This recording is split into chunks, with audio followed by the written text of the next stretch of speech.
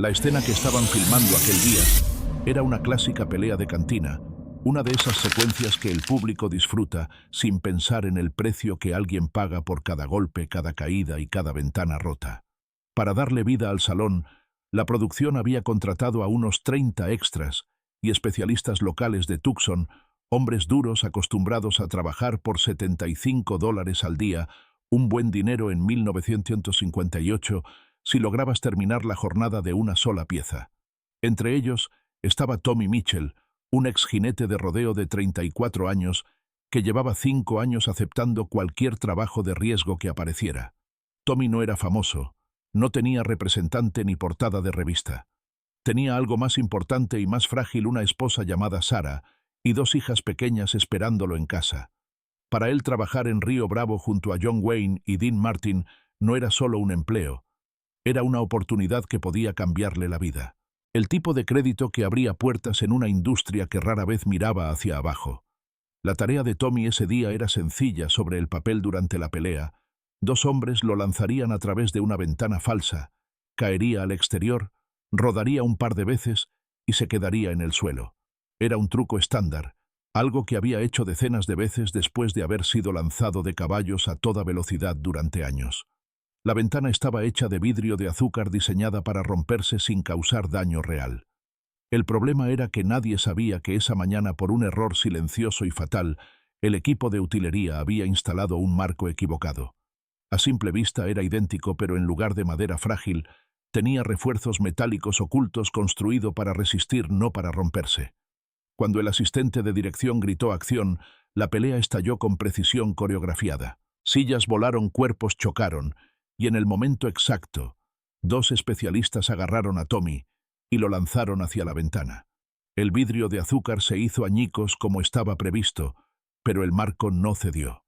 El cuerpo de Tommy impactó contra el metal a toda velocidad, produciendo un sonido húmedo y antinatural que heló la sangre de quienes lo escucharon. Su cuerpo se dobló en el aire y cayó desde más de 3 metros directamente contra el suelo duro del desierto. No rodó. No se movió. Quedó tendido mientras el polvo descendía lentamente a su alrededor, como si el propio desierto lo estuviera cubriendo. Durante unos segundos eternos, el set quedó en silencio absoluto. Nadie respiraba. Nadie sabía qué decir. Entonces alguien gritó, «¡Corten!», y el caos comenzó. Técnicos y especialistas corrieron hacia él. El paramédico del set llegó con su maletín, y Dean Martin, aún con sangre falsa en la camisa, se abrió paso entre la multitud para ver qué había pasado. Tommy estaba consciente apenas, pero su cuerpo decía otra cosa.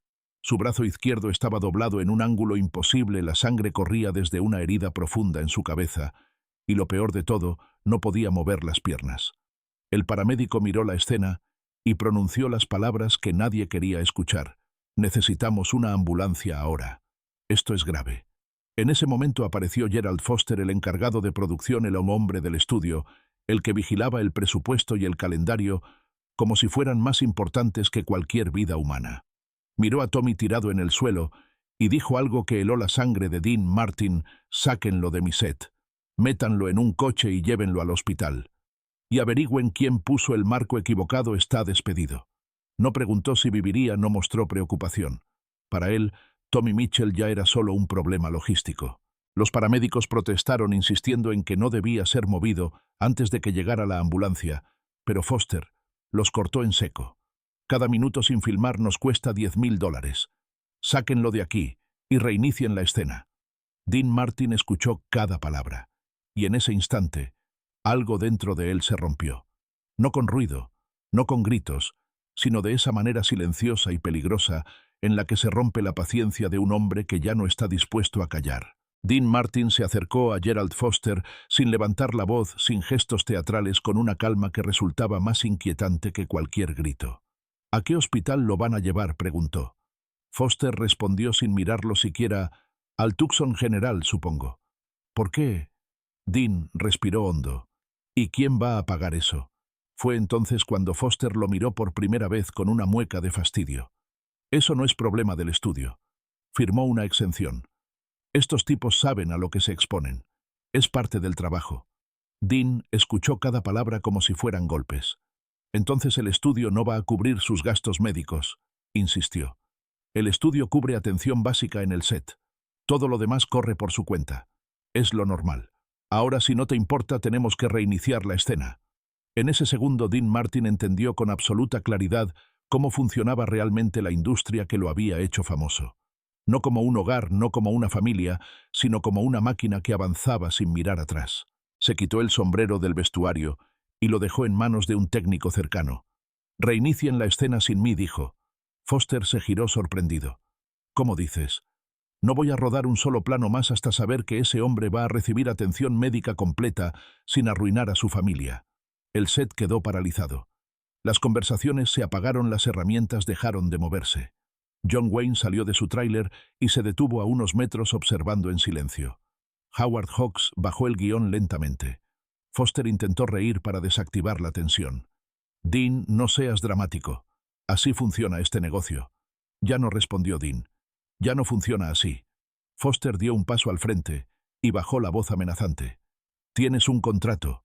No puedes simplemente negarte a trabajar. Si te vas de este set, no vuelves a trabajar en esta ciudad. Warner Brothers te va a enterrar». Dean Martin no parpadeó. «Entonces entiérrenme», dijo con una serenidad que heló el ambiente. Pero ese hombre no va a perderlo todo por un error que no fue suyo. En 1948 ningún actor desafiaba así a un estudio. Todos sabían que una sola llamada podía acabar con una carrera. Dean también lo sabía. Aún así, no se movió. Foster lanzó su último argumento. «Estás deteniendo una producción que da trabajo a 150 personas. Cada día que no filmamos hay familias que no cobran. ¿De verdad quieres cargar con eso?» Dean miró alrededor a los electricistas, camarógrafos, maquillistas, especialistas. «¿Cuántos de ustedes se han lesionado alguna vez en un set y han tenido que pagar sus propias cuentas médicas?» Durante un instante nadie respondió. Luego una mano se levantó, después otra, y otra más. En pocos segundos más de la mitad del equipo tenía la mano en alto. Huesos rotos, conmociones, quemaduras, caídas. Historias que nunca llegaban a los periódicos. Dean volvió la mirada hacia Foster. «Entonces no es solo Tommy. Son todos ellos. ¿Y tú me dices que eso es normal?» Foster apretó la mandíbula. «Esto es un negocio, Martin, no una obra de caridad». Dean dio un paso adelante. «Entonces, hagámoslo simple. O Warner Brothers paga cada centavo de la atención médica de Tommy Mitchell, cirugía, rehabilitación, y todo lo que venga después, o yo me voy. Y me llevo esta historia conmigo». El aire se volvió denso. En un Hollywood que controlaba la prensa, esa amenaza era real, peligrosa. Y entonces John Wayne dio un paso al frente y se colocó al lado de Dean sin decir una sola palabra. Luego Howard Hawks, luego el coordinador de especialistas. Uno a uno los pilares de la producción se alinearon formando un muro silencioso. Gerald Foster entendió que había perdido el control. Dean Martin se encontraba en medio del rodaje del western más importante de su carrera cuando el sonido que se escuchó no fue una explosión ni un disparo, sino algo mucho peor, el golpe seco de un cuerpo humano cayendo mal contra el suelo y no volviendo a levantarse. En esos primeros segundos nadie gritó, nadie corrió, nadie entendió del todo lo que acababa de suceder. Pero lo que Dean Martin hizo a continuación no solo detuvo una producción millonaria en pleno desierto de Arizona, sino que cambió para siempre la forma en que Hollywood trataba a las personas, que nadie veía a los hombres que ponían el cuerpo para que otros brillaran. Y John Wayne, que lo observó todo en silencio, dijo después que en ese instante Dean Martin se había convertido en el hombre más valiente que había conocido jamás. Era julio de 1958 en los estudios Old Tucson, donde el calor superaba los 44 grados centígrados, un calor brutal que hacía arder la piel y secaba la garganta con cada respiración. Dean Martin, John Wayne y el legendario director Howard Hawks estaban profundamente inmersos en el rodaje de Río Bravo, una película destinada a convertirse en uno de los grandes clásicos del cine estadounidense. Nadie en ese set imaginaba que el 23 de julio no sería recordado por una escena memorable frente a la cámara, sino por un acto de humanidad ocurrido cuando las cámaras dejaron de importar. En aquella época la industria del cine era despiadada no de una forma romántica ni glamorosa, sino de la manera más cruda y real posible. Los estudios trataban a los extras, a los dobles de acción, y a muchos miembros del equipo como piezas intercambiables de una máquina gigante. Si alguien se lesionaba, ese problema no era del estudio. El rodaje continuaba, y si no podías levantarte simplemente te reemplazaban. Dean Martin había visto eso durante toda su carrera. Había sido testigo de cómo el sistema trituraba personas y las dejaba atrás sin remordimiento. Hasta ese momento, él había sido solo un cantante, un actor, un nombre que llegaba al set, decía sus líneas, mantenía la imagen cool que todos esperaban y se iba a casa. Eso era lo que Hollywood esperaba de Dean Martin. Pero ese día, bajo el sol implacable de Arizona, algo fue distinto. Tal vez fue trabajar junto a John Wayne, un hombre cuya sola presencia imponía respeto. Tal vez fue el aislamiento del desierto, la tensión del rodaje, o simplemente el cansancio acumulado de ver demasiadas injusticias. O quizá Dean Martin había llegado al punto de su vida en el que ya no podía seguir mirando hacia otro lado. Porque el 23 de julio de 1958 fue el día en que Dean Martin dejó de ser únicamente una estrella y se convirtió en algo mucho más peligroso para el sistema. Gerald Foster miró a su alrededor y comprendió que ya no estaba negociando solo con un actor, sino con todo un set que había decidido no mirar hacia otro lado.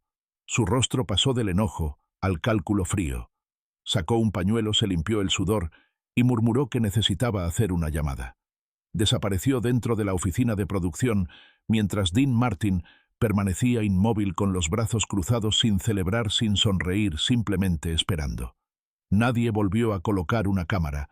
Nadie reinició la escena.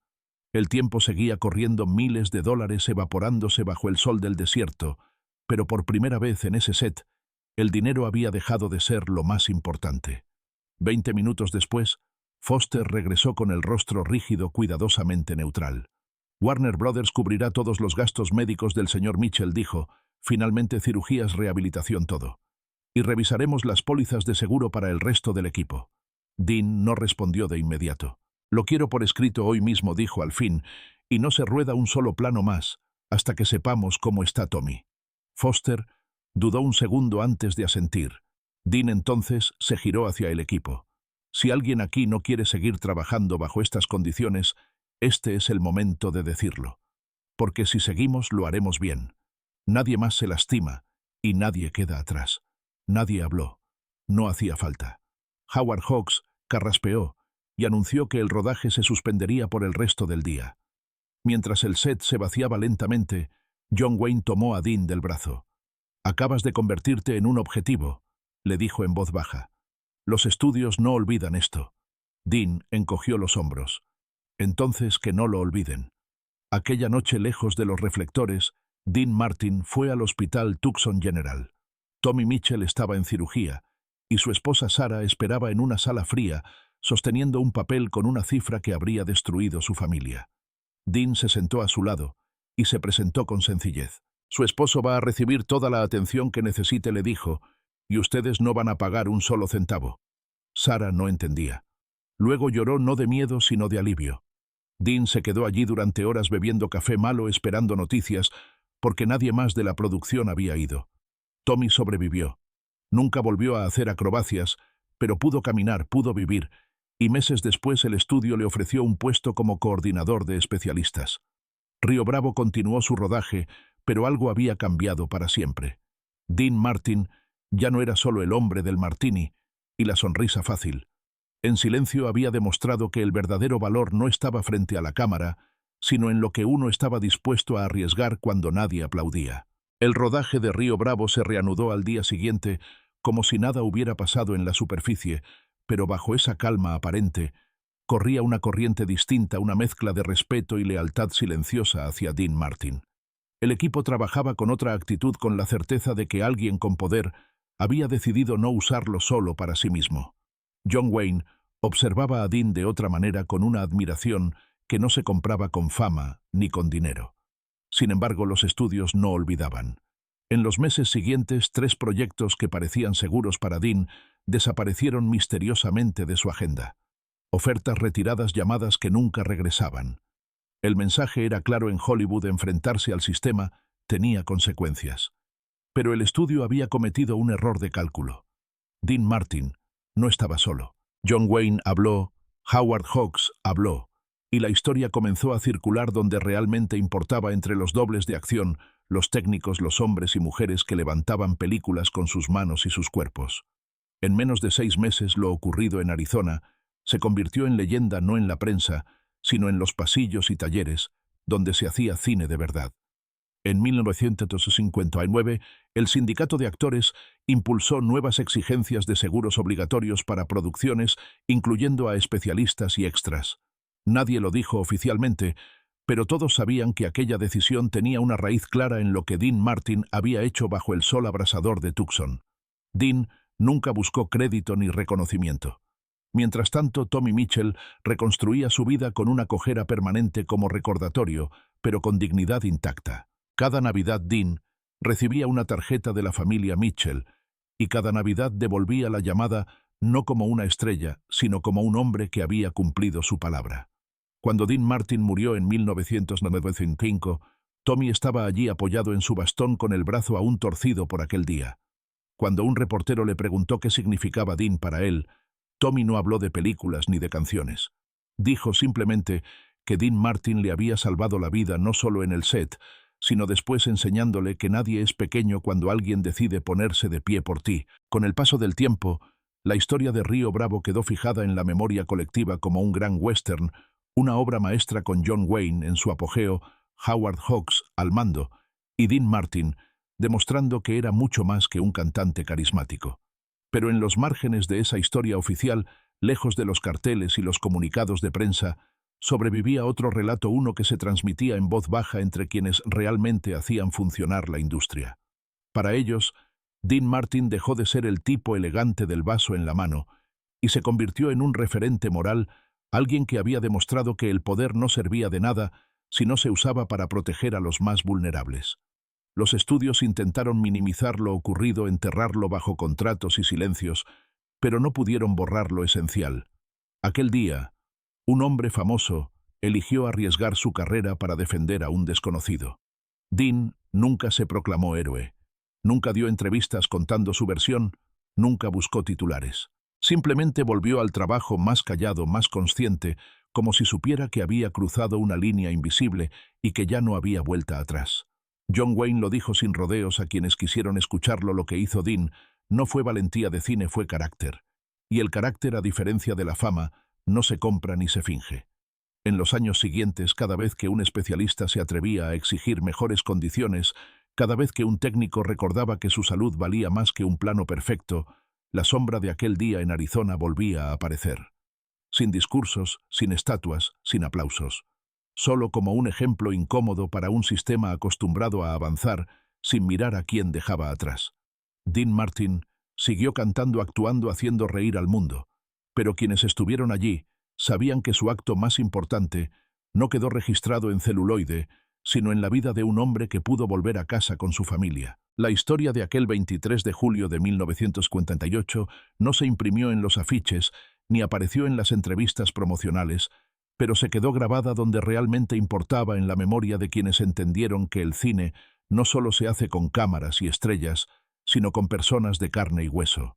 Dean Martin nunca habló públicamente de lo ocurrido, nunca utilizó ese momento para construir una imagen heroica. No era su estilo. Para él, simplemente había visto algo mal y se había negado a aceptarlo. Con los años, la anécdota se transformó en una especie de leyenda silenciosa que se contaba de generación en generación entre técnicos, especialistas y extras, como una prueba de que incluso en la industria más fría, alguien podía decir hasta aquí.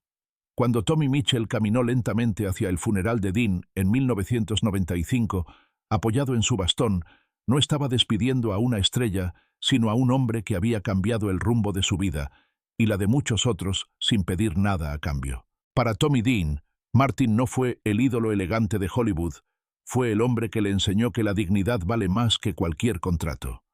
Río Bravo sigue siendo recordada como una de las grandes películas del western clásico, pero su historia más importante ocurrió fuera de cámara, en un instante en el que un actor decidió enfrentarse al sistema y usar su voz para quienes no la tenían. Ese fue el verdadero legado de Dean Martin, no el mito, no la fama, sino la certeza de que la humanidad todavía tenía un lugar en medio de la maquinaria,